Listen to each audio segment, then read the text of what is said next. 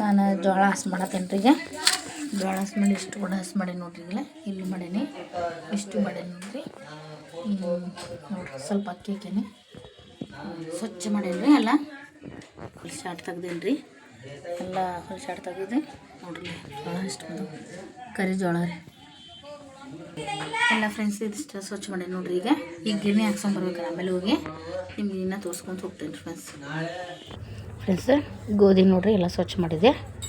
ಆಮೇಲೆ ರಾಗಿನೂ ಸ್ವಚ್ಛ ಮಾಡಿದೆ ರೀ.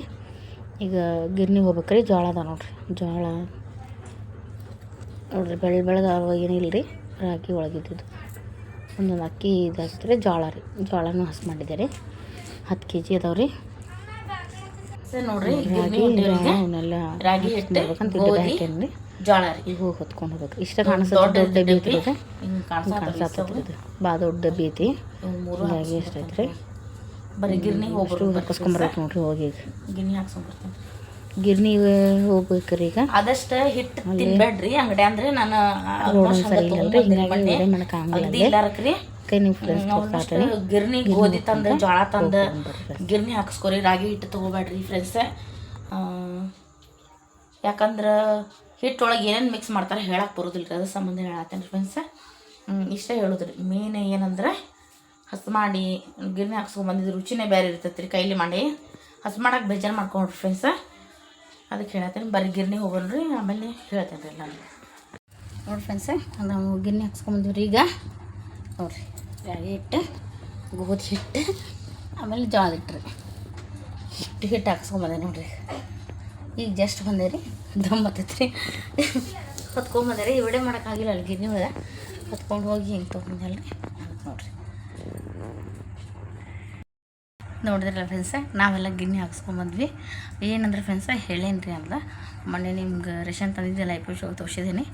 ಏನಂತಾರೆ ಫ್ರೆಂಡ್ಸ, ಆದಷ್ಟು ಗೋಧಿ ತಂದು ಗೋಧಿ ಹಿಟ್ಟು ಹಾಕಿಸ್ಕೊರಿ. ಹಸ್ ಮಾಡಿ ಕ್ಲೀನ್ ಮಾಡಿ ಅದ್ರಾಗ ಹಳ್ಳು ಭಾಳ ಇದ್ವು ಅಂದ್ರೆ ತೊಳಿರಿ, ತೊಳೆದು ಹಾಕ್ಬೇಕ್ರಿ. ತೊಳೆದು ಹಾಕ್ಬೇಕು. ಇಲ್ಲಾಂದ್ರೆ ಹೆಂಡು ಕ್ಲೀನ್ ಆಗಿದ್ರೆ ಹಸ್ ಮಾಡಿ ಹಾಕ್ರಿ. ಸಾನಿಗೆ ಹಾಕಿ ಹಸ್ ಮಾಡಿ ಹಾಕ್ರಿ.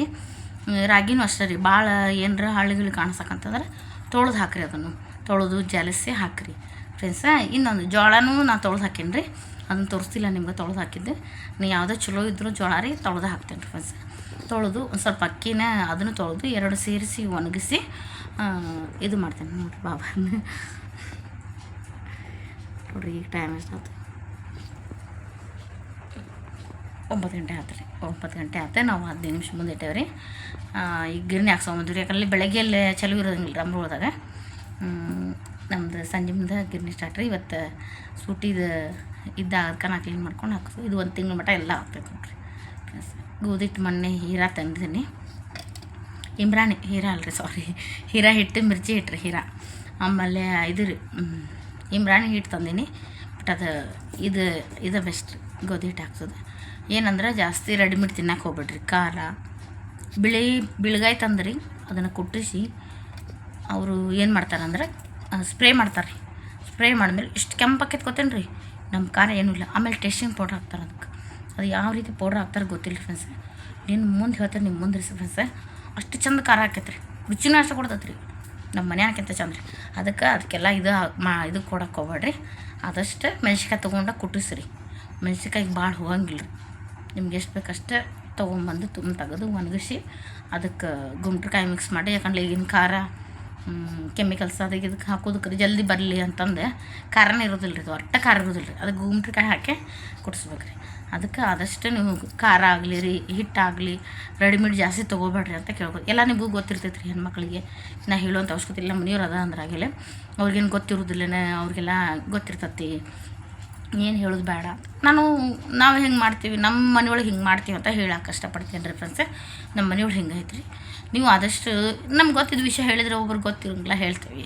ಸ್ವಲ್ಪ ತ್ರಾಸ ಆಕೈತೆ ರೀ ಕೆಲಸ. ನಾವು ಕೆಲ್ಸಕ್ಕೆ ಹೋಗ್ತೀವಿ ರೀ, ನಾವು ಕೆಲ್ಸಕ್ಕೆ ಹೋಗೇ ಮಾಡ್ತೀವಿ ರೀ. ಇದೆಲ್ಲ ಅವಾಗ ಹೋಗಿ ನಮ್ಗೆ ಟೈಮ್ ಸಿಗಂಗಿಲ್ಲ, ರಜಾ ಇದ್ದಾಗೆಲ್ಲ ಮಾಡ್ಕೋತೀವಿ ರೀ.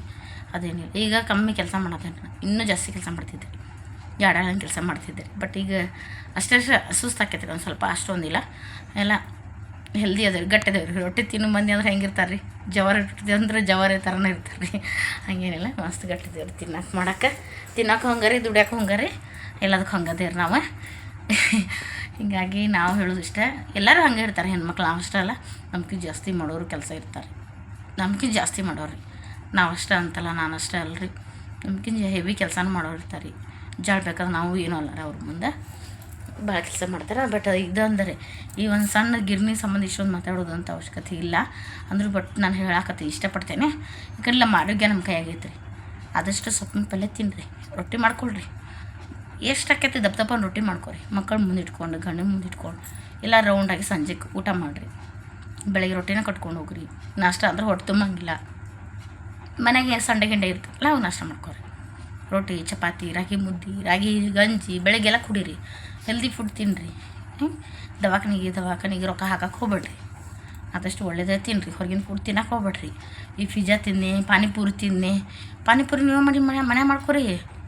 ನೀರು ಯಾವ ನೀರು ಹಾಕ್ತಾರೋ, ಯಾವ ಕೈ ಹಾಕ್ತಾರೋ, ನಮ್ಮ ಮುಂದೆ ಅಷ್ಟೇ ಕೈಲಿ ಹಾಕ್ಕೊಂಡು ಕೈದೆ ಹಾಕ್ಕೊಂಡು ಗ್ಲೌಸ್ ಹಾಕ್ಕೊಂಡು ಹಾಕ್ಕೊಡ್ತಾರೆ. ಅವೆಲ್ಲ ಬ್ಯಾಡ್ರಿ. ರೋಡಿನ ಫುಡ್ ಏನೂ ತಿನ್ನಕ್ಕೆ ಹೋಗ್ಬೇಡ್ರಿ. ನಮಗೂ ಮಗಳು ಇರ್ತಾಳೆ, ನಾವು ಮನ್ಯಾಗೆಲ್ಲ ಮಾಡ್ತೀವಿ ರೀ. ಅದಕ್ಕೊಂದು ನಾವು ವೀಡಿಯೋ ಮಾಡೋಕ್ಕಾಗಲ್ಲ ರೀ, ಯಾಕಂದ್ರೆ ಕೆಲಸ ಇರ್ತಾವೆ, ಸುಮ್ಮನೆ ಟೈಮ್ ಹಿಡಿತೈತಿ, ಅದು ಅಡಿಟ್ ಮಾಡಿ ಹಾಕೋದು ಇರ್ತೈತಿ. ಹಿಂಗಾಗಿ ಮಾಡ್ತೀವಿ ರೀ. ಎಣ್ಣೆ ಫುಡ್ ಅಂತೂ ಕಮ್ಮಿ, ಬಟ್ ಎಲ್ಲ ಮಾಡ್ತೀವಿ ರೀ ಮನೆಯೊಳಗೆ. ಪಾನಿಪುರಿನೂ ಮಾಡ್ತೀವಿ ರೀ ತಿನ್ಬೇಕಂದ್ರೆ. ನಾವು ನಾನ್ ವೆಜ್ ಮಾಡ್ತೇವೆ ತಿನ್ಬೇಕಂದ್ರೆ. ಎಲ್ಲರೂ ಮಾಡ್ಕೊಂಡು ತಿಂತೇವೆ ಪ್ರತಿಯೊಂದು, ಆದರೂ ಹೊರಗಿನ ಫುಡ್ ಕಮ್ಮಿ ರೀ. ಈಗ ಫ್ರೆಂಡ್ಸ್ ಎಲ್ಲ ಸೇರಿದಾಗ ಮನೆ ಬರೋದು ಏನೇ ಅಂತಂದು ಎಲ್ಲ ಹೊರಗಡೆ ಹೋಗಿ ತಿಂತೇವೆ ಒಂದ್ಸಲ. ಎಲ್ಲರೂ ಏನೋ ಅಷ್ಟೊಂದು ಯಾವಾಗಾರ ಒಂದು ಸಲ ಆದ್ರೆ ನಡಿತೈತಿ. ಈ ಮೈದಾ ಹಿಟ್ಟು ಹಾಗೆ ರೀ, ಯಾವಾಗಾರ ಒಂದು ಸಲ ತಿಂದ್ರೆ ನಡಿತೈತೆ ರೀ. ಅದನ್ನು ಮಾತ್ರ ತಿನ್ನಬಾರ್ದ್ರಿ. ಮೈದಾ ಹಿಟ್ಟು ಸಕ್ಕರೆ ರೀ ಜಾಸ್ತಿ ಯೂಸ್ ಮಾಡಬಾರ್ದ್ರಿ. ನಾನು ಅದನ್ನ ಸಂತಿಗಳು ತೋರ್ಸೇನಿ, ಬಟ್ 2 ತಿಂಗಳಾದರೂ ಆಕೈತೆ ನಮ್ಮ 3 kg ಸಕ್ಕರೆ ಜಾಸ್ತಿ ಯೂಸ್ ಮಾಡಲ್ಲ. ಬೆಲ್ಲ ಯೂಸ್ ಮಾಡ್ತೇನೆ ರೀ, ಬೆಲ್ಲದ ಚೆನ್ನಾಗಿ ಕಸ್ಕೊತೀನಿ ರೀ. ಅದು ಆರ್ಗ್ಯಾನಿಕ್ ಸಿಗ್ತೈತೆ ನೋಡಿರಿ ಫ್ರೆಂಡ್ಸ, ಪುಡಿ ಆರ್ಗ್ಯಾನಿಕ್ ಸಿಗ್ತದೆ ರೀ. ಬೆಲ್ಲದ ಪುಡಿ ಸಿಗ್ತದೆ ರೀ, ಮಸ್ತ್ ಇರ್ತದೆ ರೀ ಬೆಲ್ಲದ ಪುಡಿ. ಅದರಿಂದ ನೀವು ಇದು ಮಾಡ್ಬೋದು ರೀ.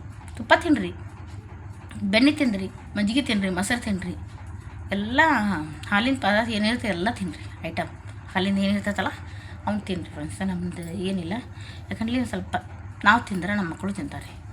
ನಾವೇನು ತಿಂತೇವೆ ಈ ಹಬ್ಬಕ್ಕೆ ಏನು ಮಾಡ್ಬೇಕು ಅಂದ್ರೆ ಆ ಹಬ್ಬಕ್ಕೆ ಅವು ಮಕ್ಕಳು ಮುಂದೆ ಕಲಿತಾವೆ ರೀ. ಈಗ ನಾವು ಹೊರಗಿನ ಫುಡ್ ತಂದು ತಿಂದ್ರೆ ಅವರು ಹಂಗೆ ಆರ್ಡ್ರ್ ಮಾಡಿ ತಿಂತಾರೆ ರೀ. ಹೌದೇ ಇಲ್ಲ ರೀ? ನಾವು ಕಲಿಸ್ಬೇಕು ನಮ್ಮ ಮಕ್ಕಳಿಗೆ. ಆದಷ್ಟು ಈಗ ಒಂದು ಸ್ವಲ್ಪ ತ್ರಾಸಕ್ಕೈತಿ, ಆಗಂಗಿಲ್ಲ ಅನ್ನಲ್ಲ. ಇವತ್ತು ಇಡೀ ದಿನ ಸ್ವಚ್ಛ ಮಾಡಿ ನೋಡ್ರಿ ಫ್ರೆಂಡ್ಸ. ಅಷ್ಟು ತೊಳೆದು ಹಾಕಿದ್ರು ಇಡೀ ದಿನ ಸಾಮ್ಸೋದು ಎಲ್ಲ ಮಾಡೋದು, ಸ್ವಚ್ಛ ಮಾಡೋದು ಭಾಳ ಇದು ಎಲ್ಲ. ಮತ್ತು ತಿಂಗಳ ಮಟ್ಟ ಸಂತೆ ಆತಿರಿ ನನಗೆ. ನಾನು ಮಾಡ್ಕೊಂಡು ಅಡುಗೆ ಮಾಡ್ಕೊಂಡು ಹೋಗೋದು, ಕೆಲ್ಸಕ್ಕೆ ಹೋಗೋದು ರೀ. ಆರಾಮ ನಮ್ಗೆ ಹೆಲ್ಪ್ ಆಕೈತಲ್ಲ ರೀ. ಸ್ವಲ್ಪ ತರಕಾರಿ ತರ್ತೀವಿ, ಇಲ್ಲ ಕಾಳುಗಳು ತಂದಿರ್ತೀವಿ ರೀ. ನಾವು ಏನು ಯೂಸ್ ಮಾಡ್ತೇವೆ ತಿಂಗಳ ಮಟ್ಟ ರೀ? ಮಡಕೆ ಕಾಳು ರೀ, ಹೆಸ್ರು ಕಾಳು ರೀ, ಆಮೇಲೆ ವಟಾಣಿ ರೀ, ಆಮೇಲೆ ಇನ್ನೊಂದು 2-3 ಅದಾವೆ ರೀ.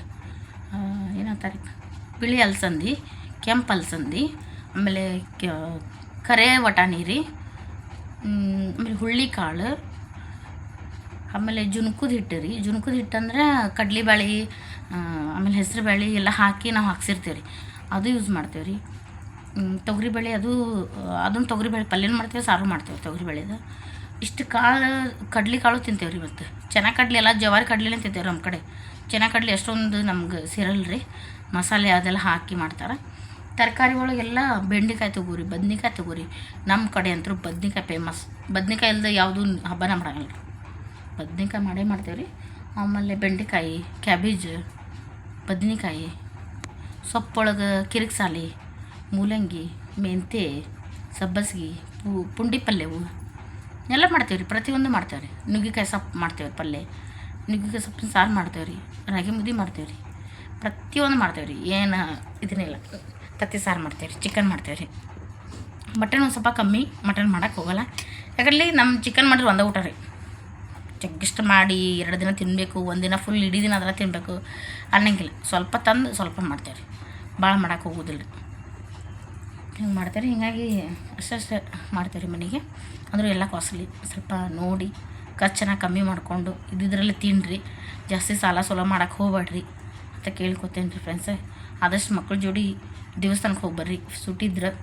ಆಮೇಲೆ ಇನ್ನೊಂದು ಏನಂದ್ರೆ, ಮಕ್ಕಳನ್ನ ಎಲ್ಲಿ ಇಷ್ಟಪಡ್ತಾರೆ ಗಾರ್ಡನ್ ಕರ್ಕೊಂಡು ಹೋಗಿ ಬರ್ರಿ. ಅವ್ರಿಗೆ ಎಷ್ಟೋ ದೊಡ್ಡವರಾಗಲಿ ರೀ, ಮಕ್ಕಳು ತಾಯಿಗೆ ಸಣ್ಣವ್ರು ಅದಿಲ್ಲ ರೀ, ಅವ್ರು ಬೇಜಾರಾದ್ರೆ, ಅವ್ರ ಮನ್ಸಿಗೆ ನೋವು ಆದ್ರೆ, ಅಭ್ಯಾಸ ಭಾಳ ಅದ ರೀ, ಅಥವಾ ಯಾರಿಂದ ಏನೋ ಬೇಜಾರಾದ್ರೆ ಅವ್ರಿಗೆ ಊಟ ಮಾಡಿಸ್ರಿ ಫ್ರೆಂಡ್ಸ್. ಇದನ್ನು ಹೇಳಕ್ಕೆ ಇಷ್ಟಪಡ್ತೇನೆ ರೀ ಮಕ್ಕಳನ್ನ. ಈಗ ಮೊನ್ನೆ ಯಾರೋ ಒಂದು ಹುಡುಗ ನಮ್ಮ ಚಾಮುಂಡೇಶ್ವರಿ ನಗರದಾಗ ಊರ್ಲಕ್ಕೆ ಒಂದು ಸತ್ತಂತ್ರಿ. ಒಂದು ಹುಡುಗಿನೂ ಸತ್ತಂತೆ 2 ದಿನ ಬಿಟ್ಟು. ಬೇಜಾರಾಕತ್ತೆ ಅವ್ರಿಗೆ ಏನು ಅನ್ನೋದು ಅರ್ಥ ಆಗಲಿಲ್ಲ ತಾಯಿ ತಂದೆಗೆ. ಅಷ್ಟು 9 ತಿಂಗಳ ಹೊಟ್ಟೆಗೆ ಇಟ್ಕೊಂಡು ಹಡಿದು ತ್ರಾಸು ಮಾಡ್ಕೊಂಡು ಹಡ್ದು ತಾಯಿ ಎಷ್ಟು ಕಷ್ಟ ಅನ್ಭವಿಸ್ತು. ನಾವು 2 ದಿನ ಬೆಂಗ್ಳೂರು ಹೋದ್ರೆ ನನ್ನ ಮಗಳಿಗೆ ಭಾಳ ಕಷ್ಟ ಅನ್ನಿಸ್ತು ಬಿಟ್ಟಿರಾಕ. ಆ ಹೆತ್ತ ತಾಯಿ ಅಂದ್ರೆ ಎಲ್ಲ ಒಂದೇ ಅಲ್ರಿ, ನಾವು ಬೇರೆ ಇಲ್ಲ ಅವ್ರು ಬೇರೆ ಅಲ್ಲ, ಅವ್ರ ಮಕ್ಳವ್ರು ನಮ್ಮ ಮಕ್ಕಳಲ್ರಿ. ಎಷ್ಟು ನೋವು ಆಕೈತಲ್ಲ, ಬೇಜಾರಾತ್ರಿ ನಮ್ಮದು.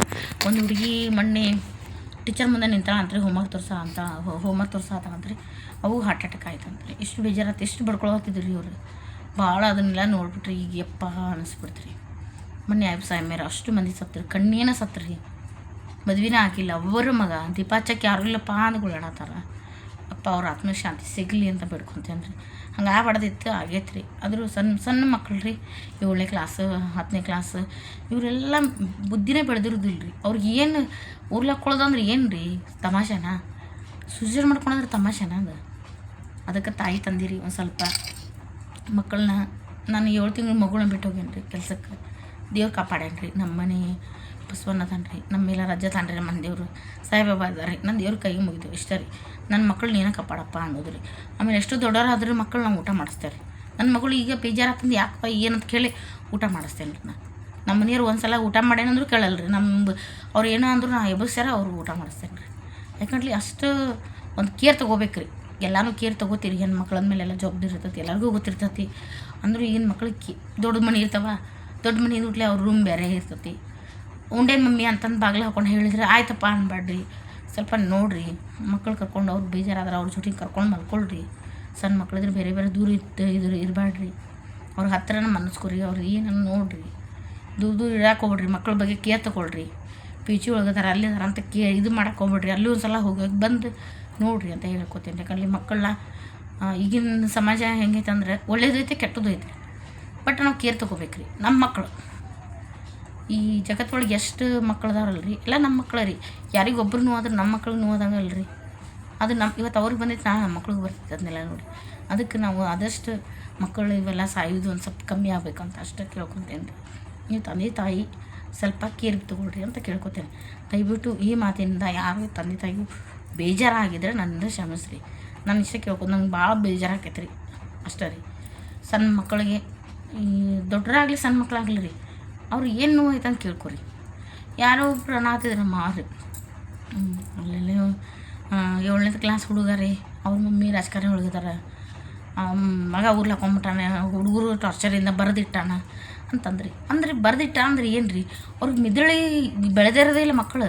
ಒಂದು ಫ್ರೆಂಡ್ಸಿನಿಂದನೇ ಟಾರ್ಚರ್ ಆಗಿ ಸತ್ತು ಹೋಗ್ಯಾನ ಅಂತಂದ್ರೆ ಅಂದ್ರೆ ಎಷ್ಟು ಕೇರ್ಲೆಸ್ ಅಂತಂದ್ರೆ, ಅವ್ನ ಹುಡುಗ ಎಷ್ಟು ಕೇರ್ಲೆಸ್ ಅದಾನೋ ಅಥವಾ ಮನೆಯೊಳಗೆ ಎಷ್ಟು ಕೇರ್ಲೆಸ್ ಅದಾರೋ. ಹುಡುಗ ಸಾಯುವಂಥದ್ದು ಏನಾಗೈತೆ ಅಂತ ಬುದ್ಧಿ ಎಲ್ಲಿಂದ ಬಂತ್ರಿ ಅವ್ನು ಸಾಯುವಂಥದ್ದು? ಆ ದೋಸ್ರು ಹೆಂಗೆ ಕಿರುಕುಳ ಕೊಟ್ಟಿರ್ಬೋದು. ಇವೆಲ್ಲ ಈ ನನಗೂ ಲೈಕ್ ಆಗೋದಿಲ್ಲ ರೀ.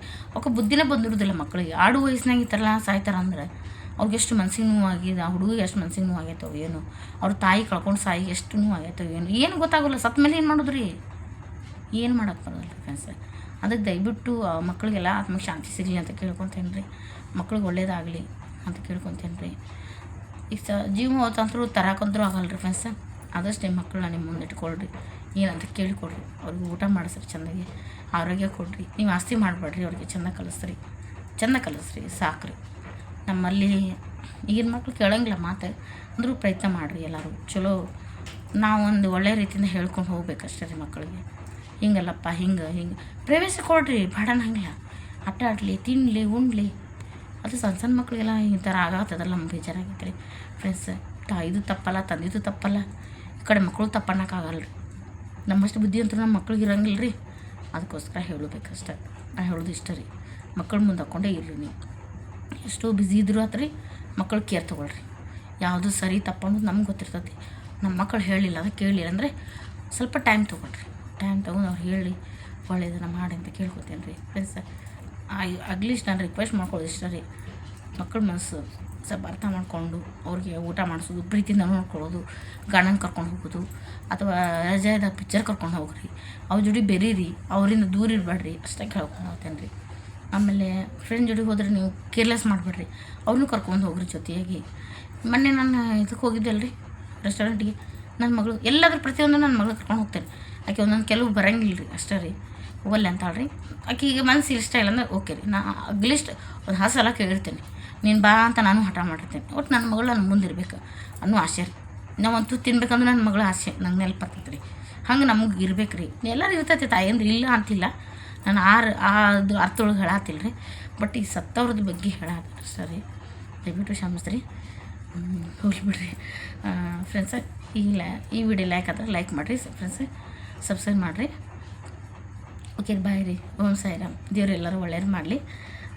ಇಷ್ಟ ರೀ, ಎಲ್ಲರೂ ಒಳ್ಳೆ ರೀತಿ ತಿನ್ನಿರಿ, ಒಳ್ಳೆ ರೀತಿಯಿಂದ ಮಾತಾಡೋಣ, ಎಲ್ಲರೂ ಒಳ್ಳೇದೇ ಯೋಚನೆ ಮಾಡೋದು ರೀ. ನಾನು ಸೀರಿಯಸ್ಸಾಗಿ ಮಾತಾಡಿದೆ ಅಂತ ಬೇಜಾರು ಮಾಡ್ಕೊಬೇಡ್ರಿ, ಯಾಕಂದ್ರೆ ಯಾವತ್ತೂ ಕಾಮಿಡಿ ಮಾತಾಡ್ತಾನೆ ಇರ್ತೀನಿ. ಆದರೆ ಈ ರೀತಿ ನನಗೆ ಭಾಳ ಬೇಜಾರಾಗೈತೆ ರೀ. ಮಕ್ಕಳು ಸಾಯೋದಂದ್ರೆ ಅಷ್ಟು ಸುಲಭ ಅಲ್ಲ.